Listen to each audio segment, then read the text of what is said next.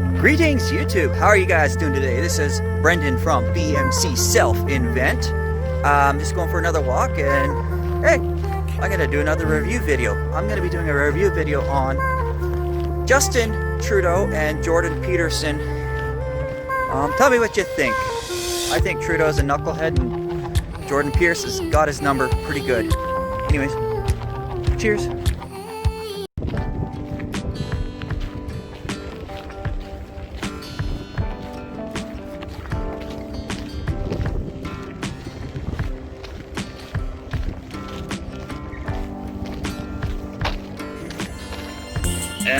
Stupid commercials.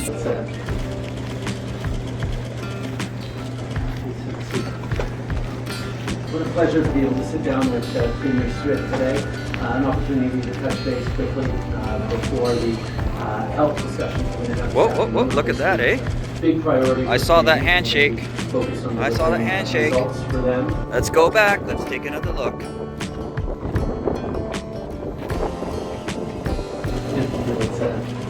Oh, I see it right there.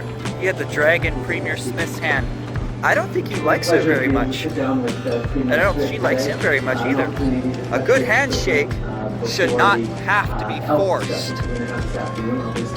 Let's try something else. Let's try something else here. Results for them and doing it in a way that is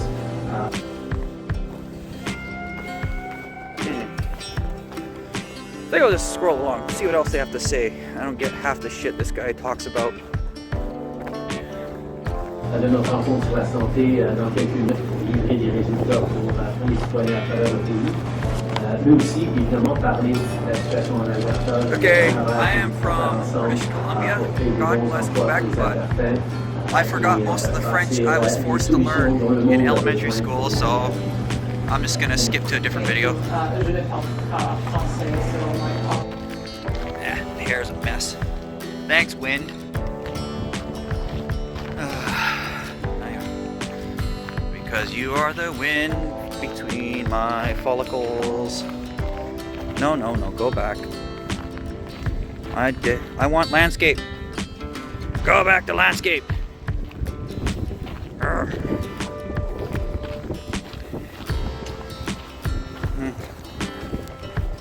There you go.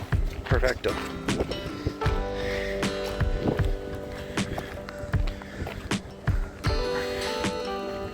The federal government, the Prime Minister, has presented his plan for an increase in health funding.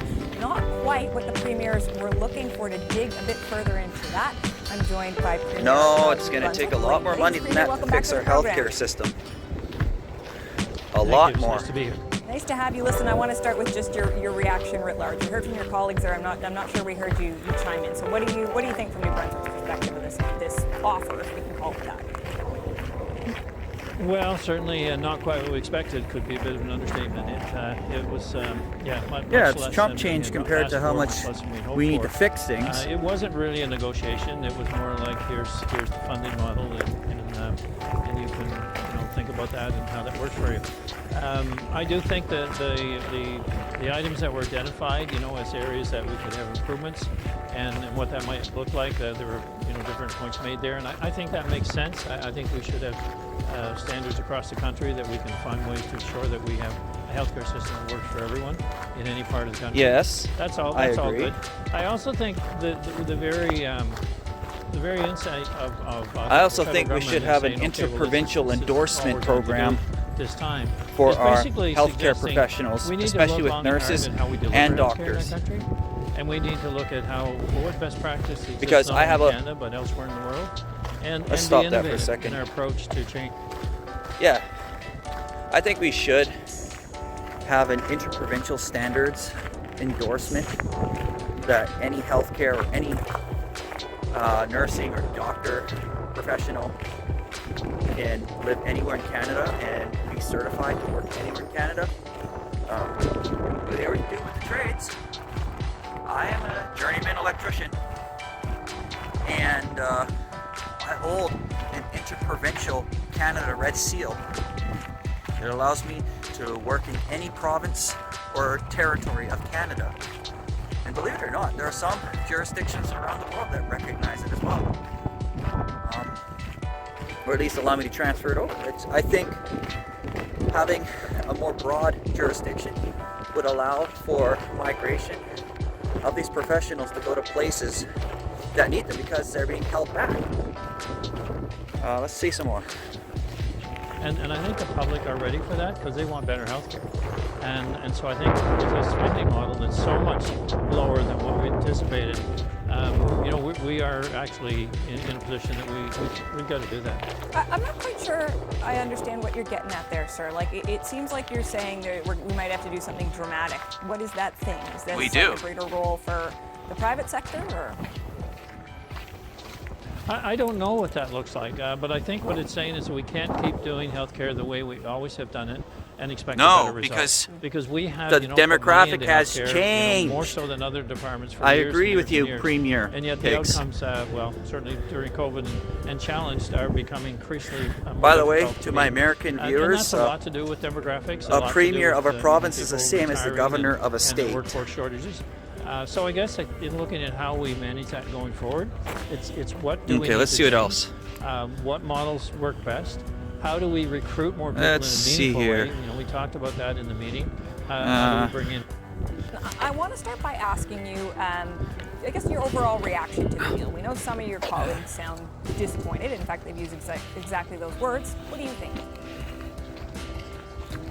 Well, I think it's important to recognize, first of all, that the federal government has finally come to the table. It's been a number of years It's that we've been asking to meet. Not good enough. It's It's a crock of nonsense. See what else has to be said about this issue.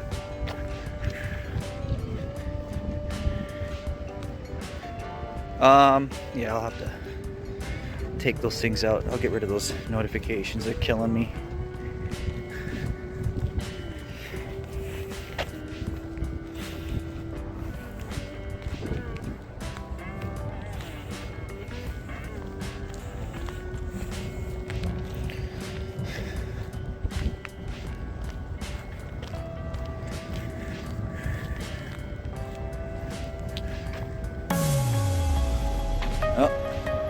Here's another stupid commercial. Justin Trudeau has managed to double our national debt and add more debt than all previous federal prime ministers combined without improving healthcare. In fact, by all accounts, he's made it worse, and some even say our healthcare system is broken. Healthcare is broken, and the federal government is broke after 8 years of Justin Trudeau. He had money for the We Charity, $54 million for the useless and broken ArriveCan app, over $100 million for the McKinsey high-price consultants, but he doesn't have enough money for healthcare. And so yesterday he announced sums that are not adequate, according to the premiers, to fix the healthcare damage that has emerged under 8 years of Trudeau. Obviously, a future Conservative government led by myself will keep in place these additional sums and honor the commitments made yesterday.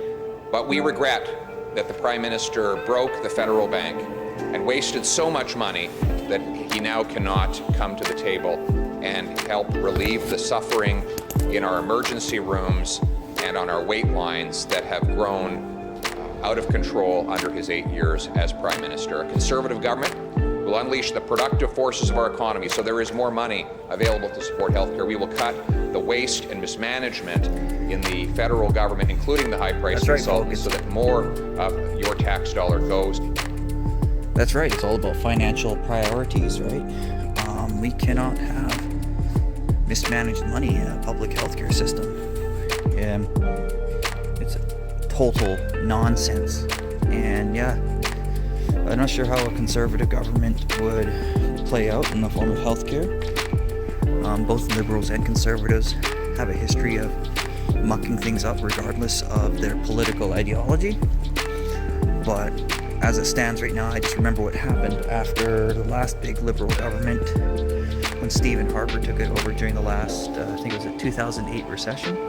Our economy turned around and my retirement investments tripled and quadrupled, and we had more money than we did before. So there's something to be said there. Anyways, tell me what you think in the comments, people.